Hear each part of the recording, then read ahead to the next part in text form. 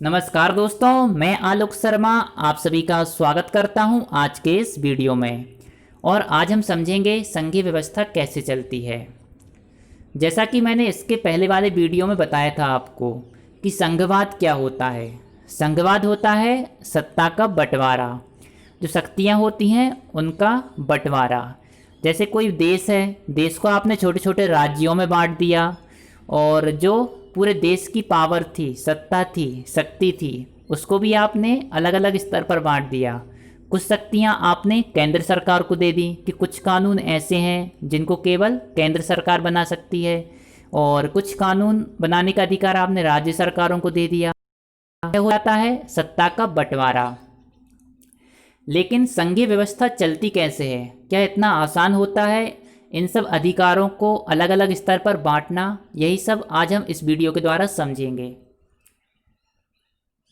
तो संघीय व्यवस्था अच्छे से चले, इसके लिए संवैधानिक प्रावधान होना जरूरी है। संवैधानिक प्रावधान मतलब कि जैसे हमारा संविधान है, संविधान में हर चीज़ के लिए प्रावधान है, अलग अलग कानून बने हैं, हर कानून का उल्लेख है कि कौन सी सरकार के पास कौन कौन से अधिकार हैं। इन सब का उल्लेख हमारे संविधान में है। तो संघीय व्यवस्था अच्छे से चले, इसके लिए संवैधानिक प्रावधान होना जरूरी है। लेकिन केवल संवैधानिक प्रावधान होने से संघीय व्यवस्था बहुत अच्छे से नहीं चलती है। तो यहाँ पर आप देखेंगे, लेकिन केवल इतना पर्याप्त नहीं है। भारत में संघीय व्यवस्था अच्छे से कार्य कर रही है, इसका कारण केवल संवैधानिक प्रावधान का होना नहीं है। इसका मुख्य कारण है लोकतांत्रिक राजनीति का चरित्र। लोकतांत्रिक राजनीति का चरित्र मतलब कि हमारे देश में किस प्रकार की राजनीति है। क्या हम लोग एक दूसरे का सम्मान करते हैं, एक दूसरे के धर्म का, एक दूसरे की भाषा का, एक दूसरे की जाति का, सबका हम सम्मान करते हैं? यह आ जाता है लोकतांत्रिक राजनीति के चरित्र में। तो लोकतांत्रिक राजनीति के चरित्र के कारण ही हमारे बीच में संघवाद की भावना, विविधता का आदर और संघ साथ रहने की इच्छा का हमारे देश के साझा आदर्श के रूप में स्थापित होना सुनिश्चित हुआ। कि यह जो लोकतांत्रिक राजनीति का चरित्र था, इसी के कारण ही हम एक दूसरे का सम्मान करते हैं। जो संघवाद की भावना है इसका सम्मान करते हैं, विविधता का आदर करते हैं और सब लोग एक दूसरे के साथ रहें, इस प्रकार के हमारे देश में आदर्श बन गए हैं। और यह सब हुआ है लोकतांत्रिक राजनीति के चरित्र के कारण। अब हम समझेंगे भारत में संघीय व्यवस्था सुचारू रूप से चलने के कारण। तो इसके पीछे आप यह 4 कारण देख सकते हैं: भाषाई राज्य, भाषा नीति, केंद्र राज्य संबंध और भारत की भाषाई विविधता। आज हम इसके जो स्टार्टिंग के 2 पॉइंट हैं, भाषाई राज्य और भाषा नीति, इनको समझेंगे। और इसके बाद मैं बहुत ही जल्द अगला वीडियो बनाऊंगा, उसमें मैं इन बाकी के 2 पॉइंटों को समझाऊंगा। तो सबसे पहले बात करते हैं भाषाई राज्य। जैसा कि आप लोग जानते हैं, हमारा भारत देश बहुत बड़ा देश है। तो जब हमारा देश आज़ाद हुआ तो 1947 से 2017 तक कि यदि आप राजनीतिक मानचित्र को देखेंगे, राजनीतिक मानचित्र मतलब यदि आप कोई भी मैप उठाकर देखें, कोई भी नक्शा देखें हमारे भारत का, और पहले के जो मानचित्र हैं उनको यदि आप आज के मानचित्र से यदि कंपेयर करेंगे, उनकी तुलना करेंगे, तो आप पाएंगे कि बहुत से प्रांत गायब हो चुके हैं, कि बहुत से जो क्षेत्र थे वो गायब हो चुके हैं और बहुत से नए प्रांत बन चुके हैं। कुछ प्रांत गायब हो गए हैं, कुछ प्रांत नए बन गए हैं। और यह क्यों बने हैं?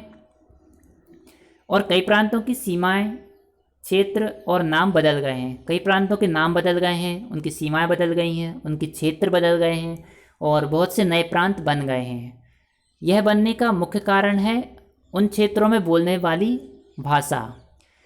तो जब देश आज़ाद हुआ तो हमारे यहाँ के जो नेता थे, जो राजनीतिज्ञ लोग थे, उन्होंने सोचा कि क्यों ना देश को हम भाषा के आधार पर डिवाइड कर दें, कि जो एक भाषा बोलने वाले लोग हैं उनको किसी एक क्षेत्र में रहें वह, और कोई दूसरी भाषा बोलने वाले जो लोग हैं वह किसी दूसरे क्षेत्र में रहे।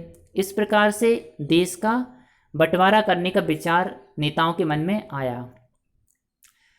तो 1950 के दशक में भारत के कई राज्यों की सीमाएं बदल दी गईं। ऐसा इसलिए किया गया ताकि एक भाषा बोलने वाले लोग एक राज्य में आ सकें।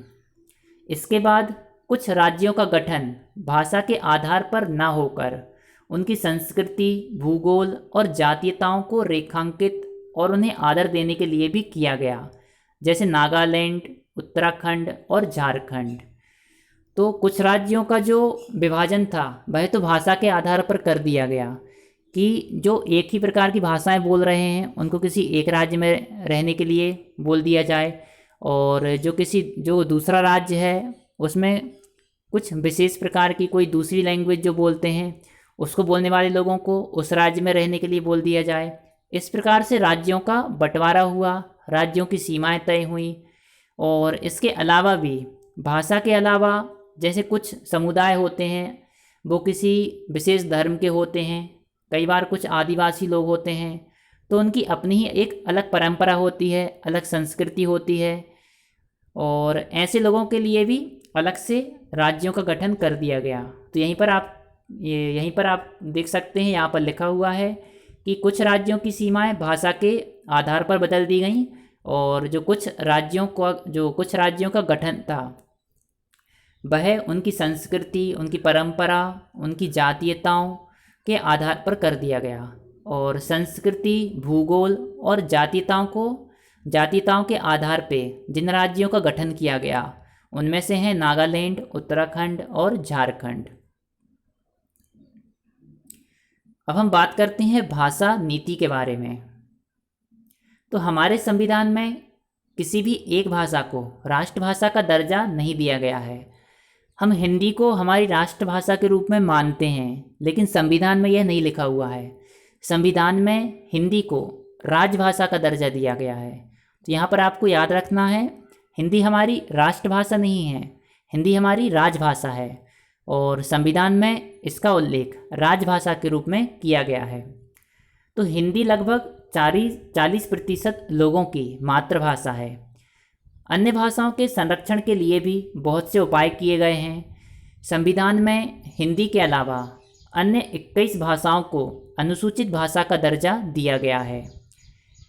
सभी राज्यों की अपनी राजभाषाएं हैं एवं राज्यों के सभी कार्य राजभाषा में ही किए जाते हैं।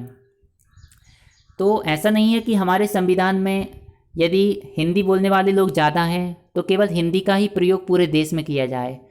हमारे संविधान में किसी भी भाषा को राष्ट्रभाषा का दर्जा नहीं दिया गया है। हमारे संविधान में हिंदी को राजभाषा का दर्जा दिया गया है, और हमारे संविधान में और भी 21 भाषाएं ऐसी हैं जिनका वर्णन किया गया है, जिनको अनुसूचित भाषा का दर्जा दिया गया है। और सभी राज्यों की अपनी भाषाएं हैं और उनके जो भी कार्य हैं उनकी राज्य भाषाओं में ही किए जाते हैं।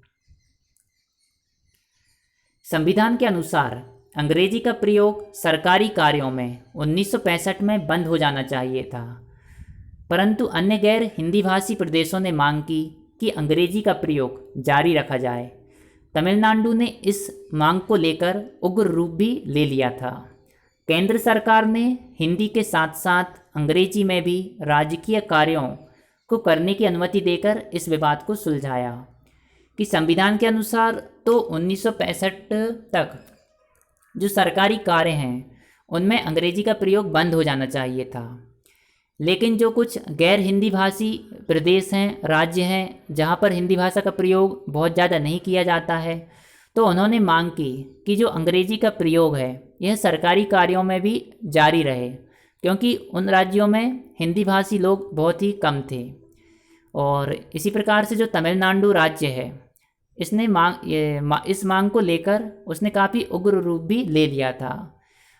तो तब केंद्र सरकार ने हिंदी के साथ साथ अंग्रेजी राजकीय कार्यों को करने की अनुमति देकर इस विवाद को सुलझाया। तो केवल यदि जो संवैधानिक प्रावधान है उन्हीं के अनुसार हम चलते तो 1965 में फिर हम अंग्रेजी का प्रयोग सरकारी कार्यों में बंद कर देते, तो उस समय क्या होता, काफ़ी तनाव की स्थिति होती और काफ़ी लड़ाइयाँ भी होती। तो उस समय हमने जो अंग्रेजी का प्रयोग था वह हमने जारी रखा, और ऐसा कर कर केंद्र सरकार ने इस विवाद को सुलझा दिया। हिंदी को राजभाषा के रूप में बढ़ावा देने की सरकार की नीति बनी हुई है। तो जो केंद्र सरकार है वह हिंदी को बढ़ावा तो दे रही है, लेकिन इसका मतलब यह नहीं है कि केंद्र सरकार उन राज्यों पर भी हिंदी को थोप सकती है जहां लोग कोई अन्य भाषा बोलते हैं। अर्थात सबकी भाषा का सम्मान किया जा रहा है, सबकी भावनाओं का सम्मान किया जा रहा है। तो इसी प्रकार से संघवाद और यह जो संघीय व्यवस्था है चलती है कि सभी के प्रति एक सम्मान का भाव हो सभी के अंदर। तो दोस्तों, यदि आपको मेरा वीडियो पसंद आया हो तो इसको लाइक अवश्य करें, और यदि आपने अभी तक मेरे चैनल को सब्सक्राइब नहीं किया है तो मेरे चैनल को सब्सक्राइब अवश्य करें। आपने मेरे वीडियो को देखा, इसके लिए बहुत बहुत धन्यवाद। Thank you. Om Hari Om.